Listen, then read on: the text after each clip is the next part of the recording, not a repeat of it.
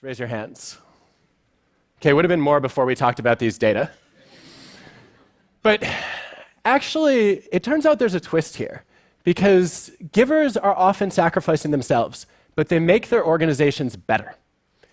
We have a huge body of evidence, many studies, looking at the frequency of giving behavior that exists in a team or an organization. And the more often people are helping and sharing their knowledge and providing mentoring, the better organizations do on every metric we can measure. Higher profits, customer satisfaction, employee retention, even lower operating expenses. So givers spend a lot of time trying to help other people and improve the team, and then unfortunately they suffer along the way.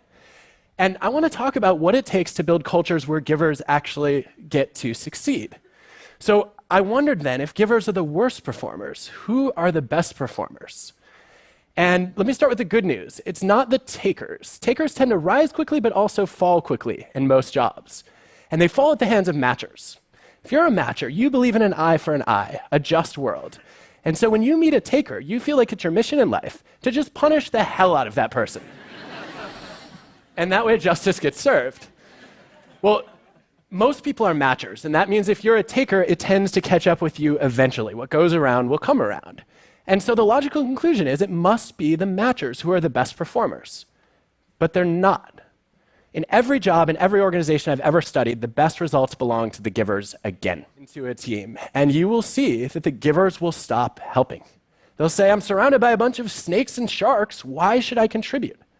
Whereas if you let one giver into a team, you don't get an explosion of generosity. More often, people are like, great, that person can do all our work. So effective hiring and screening and team building is not about bringing in the givers. It's about weeding out the takers.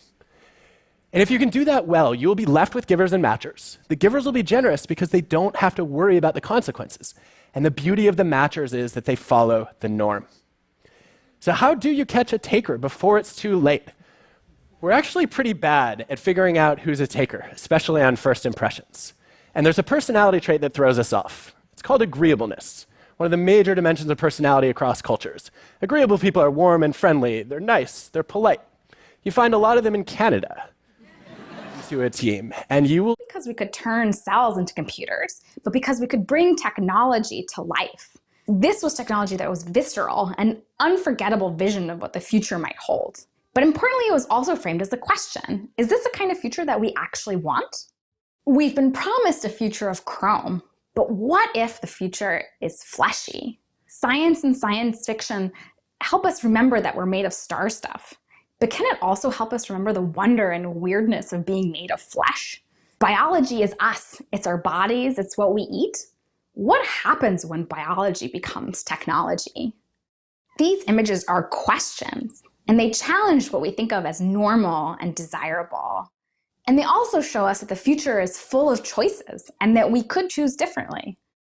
What's the future of the body? Of beauty? If we change the body, will we have new kinds of awareness? And will new kinds of awareness of the microbial world change the way that we eat? The last chapter of my dissertation was all about cheese that I made using bacteria that I swabbed from in between my toes. I told you that the poop changed my life.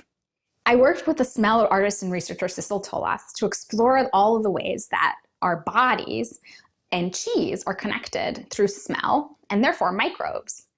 And we created this cheese to challenge how we think about the bacteria that's part of our lives and the bacteria that we work with in the lab. We are indeed what we eat. The intersection of biology and technology is more often told as a story of transcending our fleshy realities. If you can... Sustainable material. So now I can't help but see all materials through the lens of biofabrication. In fact, there's a growing global community of innovators rethinking materials with biology. Multiple companies are now growing mushroom materials. But not literally mushrooms, using mycelium, which is the root system of fungi, to bind together agricultural byproducts. And it's a process that's been described as nature's glue. A common way to do this is to take a 3D mold, fill it with a waste crop like corn stalks or hemp, add water, wait a few days for the mycelium to grow throughout, remove the mold, and you're left with a grown 3D form. Incredibly, we can grow all kinds of structures using living organisms, from foams that can replace plastics. Mother Earth is pregnant for the third time, for y'all have knocked her up. I have tasted the maggots in the mind of the universe. I was not offended, for I knew I had to rise above it all, or drown in my own shit.